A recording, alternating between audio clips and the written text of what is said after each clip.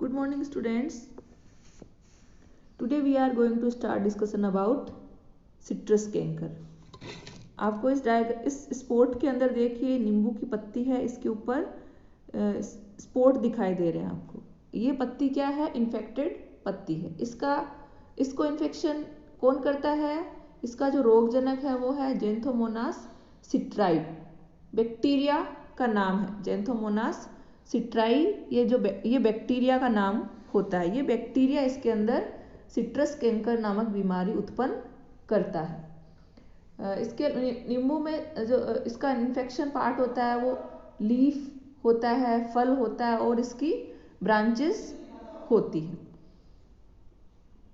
आप किताब में आपका डायग्राम देखेंगे तो आपको इस तरह से ये इन्फेक्टेड दिखाई देगा। देखिए इस डायग्राम में कैंकर के जो स्पोर्ट दिखाई दे रहे हैं, लीफ पर भी है, ब्रांचेस पर भी है और इसके फ्रूट पर भी होते हैं।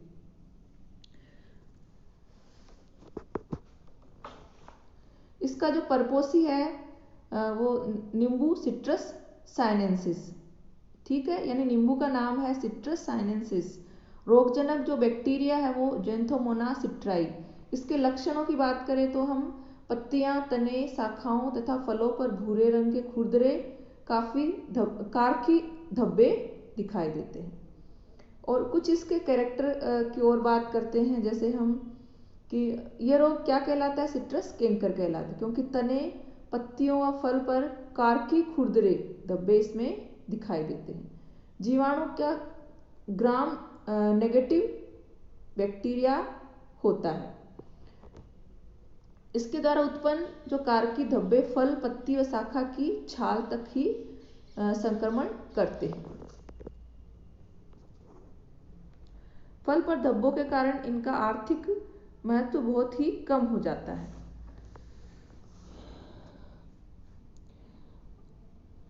और सबसे पहले परपोसी पादप की पत्तियों पर रोग के लक्षण छोटे छोटे गोलाकार जलासक्त यानी जल से भरे हुए जैसे अल्प पारदर्शी धब्बे वाटर शॉक्ड ट्रांसल्यूसेंट स्पॉट्स के रूप में दिखाई देते हैं। ये धब्बे भूरे पीले रंग के उभरे हुए दानों के समान होते हैं। रोग की प्रारंभिक अवस्थाओं में ये पत्ती की निचली सतह पर निर्मित होते हैं, लेकिन बाद में दोनों सतहों पर विकसित हो जाते हैं।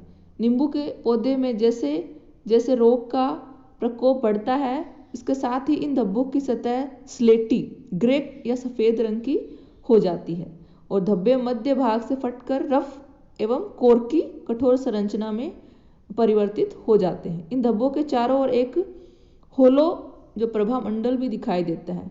पत्तियों व अन्य जो वायवीय भाग पर पाए जाने वाले पुराने धब्बों का जो व्यास होता है 1 mm से 1 सेंटीमीटर तक हो जाता है और फल एवं शाखाओं पर एक ही स्थान पर अनेक धब्बों के साथ मिलने से रेखीय विक्षत या फफोलो जैसी संरचनाएं बन जाती है। इनको कैंकर कहा जाता है।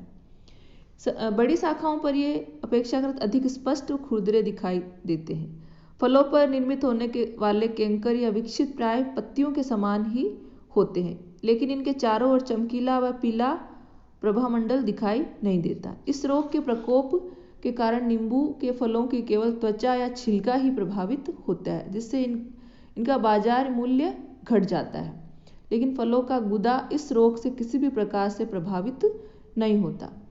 तो इसको किस तरह से कंट्रोल किया जा सकता है?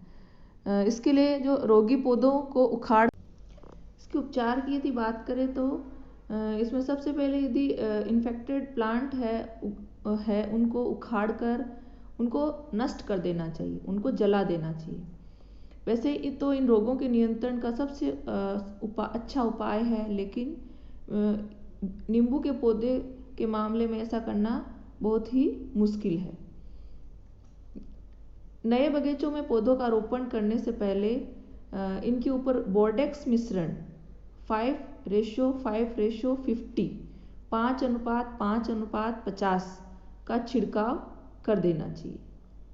यानी जहाँ पर हम नए प्लांट का उगा रहे हैं उसके ऊपर बोर्डेक्स मिश्रण का छिड़काव कर देना चाहिए। तीसरा जो इसका नियंत्रण का उपाय है वह नींबू व संतरे तथा इस वंश के अन्य फलोत्पादक पौधे के नए बगीचे लगाने से पहले इनमें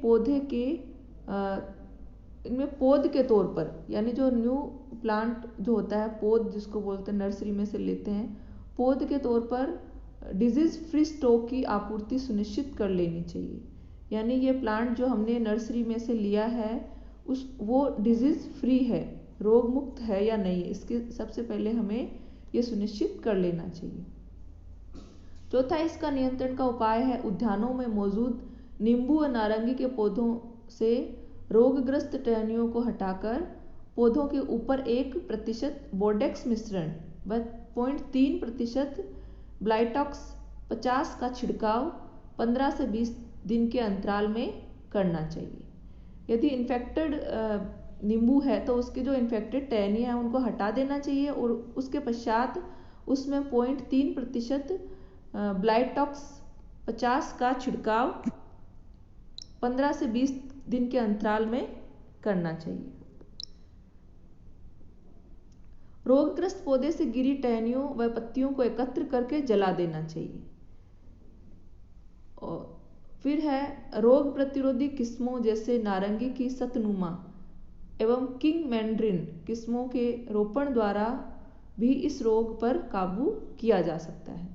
यानी कुछ जो रोग प्रतिरोधक किस्में मार्केट में अवेलेबल है, जैसे ऑरेंज की जो किस्म है वो है सतनुमा और किंग मैंड्रिन किस्म है कुछ जो इस तरह की है, उनको यूज़ करके उनको ही हम अपने बगीचे में उगाएं तो इस रोग से मुक्ति पाई जा सकती है। यानी ज़्यादा से ज़्यादा इसमें यही है कि हमें इन्फेक्टेड प्लांट को उगाना ही नहीं है। यदि इन्फेक्टेड है तो उसको जला देना चाहिए और नष्ट कर देना चाहिए। और बोर्डेक्स मिश्रण से यदि इन्फेक्शन है तो उसकी जो इन्फेक्टेड टहनियाँ उनको हटा देना चाहिए और बाकी की जो टहनियाँ हैं उन पर बोर्डेक्स मिश्रण का छिड़काव करना चाहिए। तो इस तरह से हम नींबू की फसल को बचा सकते हैं और आर्थिक जो नुकसान है उससे हम इसको कम कर सकते हैं। So I hope you understood and like this video in this corona time. Use mask, use sanitizer, take care, bye bye.